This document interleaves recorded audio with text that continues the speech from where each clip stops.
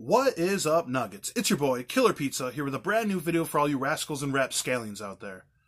Now, I'm sorry for the late post. It's going to be about 5 o'clock on a Sunday. I normally like getting these out a little sooner, but I was feeling a little under the weather, and I spent most of the weekend editing Cruise Control Volume 7, which should be coming out next weekend. If you're not familiar with any of that, my Cruise Control series are some vlogs for my wrestling trips. I kind of didn't get to do many in 2020, so this is the first one in, I believe, 5 months, and I just got done editing it and watched it yesterday. It's pretty good in my opinion, so keep an eye out for that. But as for today, we're going to do a quick horror movie collection update.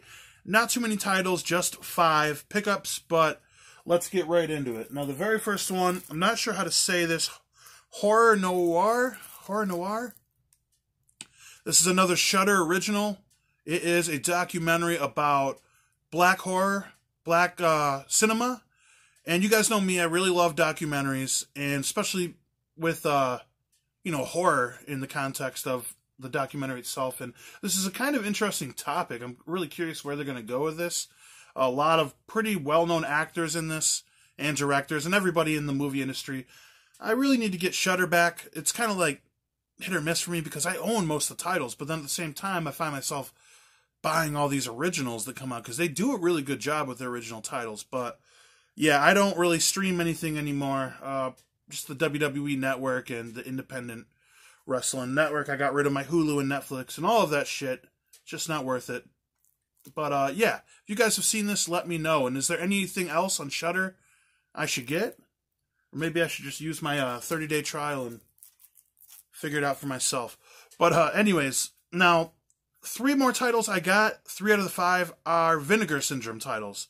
I went on their website and I was just kind of looking through what they had, because Vinegar Syndrome is good, where they release some of like the worst horror movies out, and a lot of good ones too. But I think they put out a lot of stuff that the bigger companies like Shout or Scream Factory or Arrow Video won't really put out. Not to say they won't, but a lot more obscure stuff, which I love that, because good or bad with some of these titles, it's like, I'd rather have them in my possession so, they don't just fade into obscurity, because that, once again, that's a big reason it's not always the best to stream. They're definitely not going to have everything. You got to kind of look for some of these underground releases and everything. And this is a title, I never heard of this movie ever before in my life. Unmasked, Part 25. Kind of threw me off. I did look it up on Wikipedia. Like, 25? Is that really? But no, it's just a parody. I think it's just a joke on how many Friday the 13th were coming out. I believe 8 Friday the 13th movies came out in the 80s alone, so that's almost one a year. So, yeah, just a parody on slasher films and everything. This looked kind of interesting and fun. I don't like my horror movies too slapstick or too stupid, so we'll see where this one falls. But if, you can do it right, they're really good. So this seems pretty fun.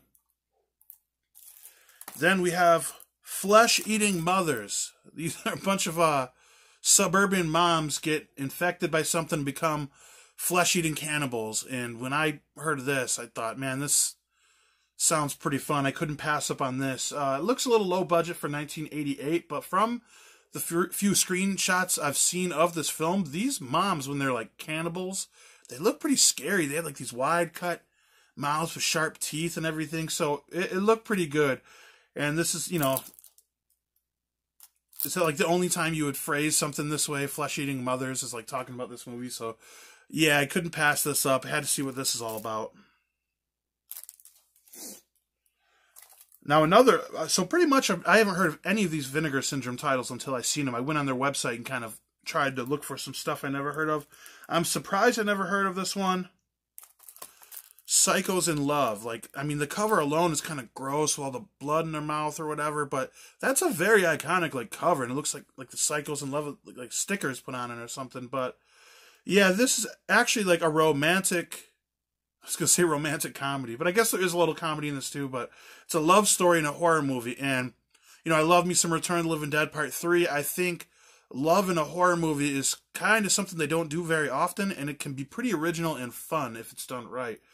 So apparently this is about a guy who runs a strip club and some girl who ends up working there, and they end up bonding over some small things and getting to know each other. Then they find out the biggest thing they have in common is they're both serial killers.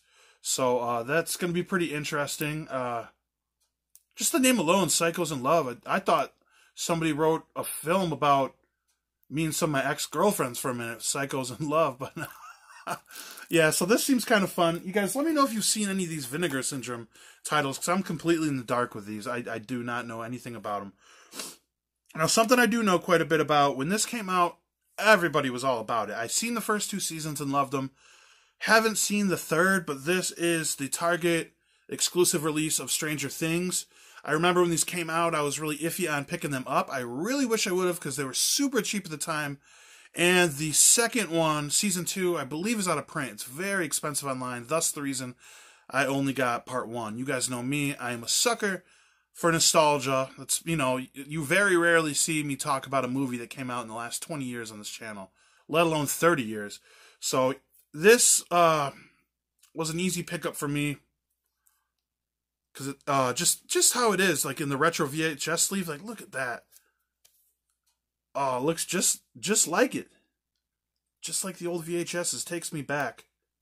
I love like this little sticker on here. Just the little details, and it looks all worn and everything. It actually comes with quite a bit of stuff. This is a 4-disc Blu-ray and DVD set with a collector's poster. So, not sure when I'll open this up. I usually don't open my titles until I watch them, which came in handy a lot with some of these out-of-print titles, but I digress. And on a side note, why does Netflix not put out more physical media? I understand they want people to do the streaming, but it's like you could be doubling up your money. A lot of people like the physical media, and I mean, you can't have everything on there forever. I'd say that because that movie Game Over, man, with the workaholic guys, I love that movie, but like, I want to watch it again. It's so funny, but I'm not going to get Netflix just for that. I mean, the selection of horror on Netflix is terrible, but my point is they should put out their original content, at least. I digress, but yeah, kind of glad to finally pick this up. Not the best fit on the shelf. It's a little big, but still pretty cool. So yeah, there we go. 5 titles. I would say nothing fancy, but actually these are all pretty cool titles that I'm excited to get into. I'm excited to watch every single one of these. But yeah, that's it for now. So as of now, the next hunt is to get me a damn copy of the original Dawn of the Dead on Blu-ray. Man, I do not want to order that giant box set from overseas, and I found the 4K, but you got to pay with PayPal, and it's overseas shipping, so I'm kind of at a standstill with that, but we'll see where it goes from there. But anyways, just wanted to make a little quick video for you guys, a little update. Let me know if you have watched any of these. Let me know how they are. Let me know how season 3 of Stranger Things is, because I still haven't watched it. Is it really worth watching, or is the show fading out like how Walking Dead did? I don't know. Either way, like I said, stay posted for next weekend. I'll be releasing Cruise Control Volume 7. It should be a lot of fun. I got all the homies in there. Pro wrestling, very fun stuff. But other than that, hope you guys all have a good one. Blood, Guts, Gore. I will check you guys next time.